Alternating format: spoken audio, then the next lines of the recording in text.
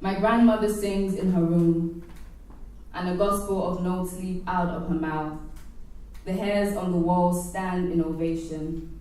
The mirror applauds and she smiles back, but the windows are always closed, letting in no other audience.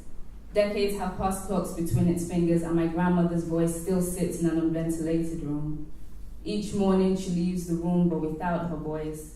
She only borrows it for church, to sing to God that she's still here, and with strength only old age can conjure up.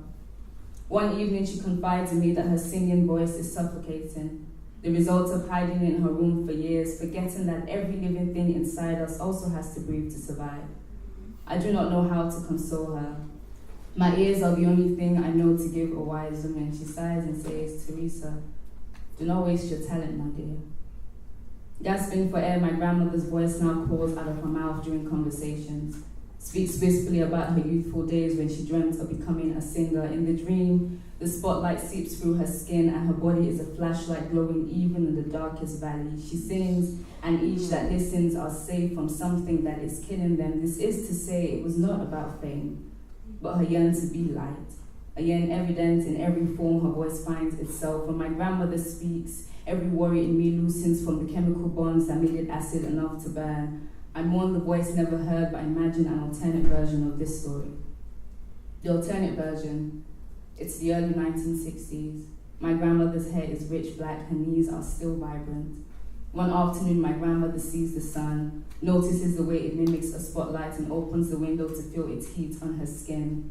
My grandmother falls in love with outside, with the air, especially with the way it invests in keeping things alive.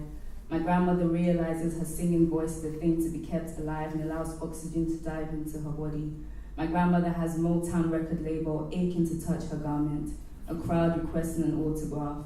All want to hear her sing, their mouths spreading the good news. But back then it was day, and now it is night. I am the age she once was, and dodging deja vu with practice. At least I now know that breathing is not just for the body, but for the things inside us that will live beyond us to carry our names. My grandmother never became a singer, but I refuse to call it a regret, because I carry her name, a generation carries her name. And tell me, what greater way is there for your body to be a light on others? Thank you.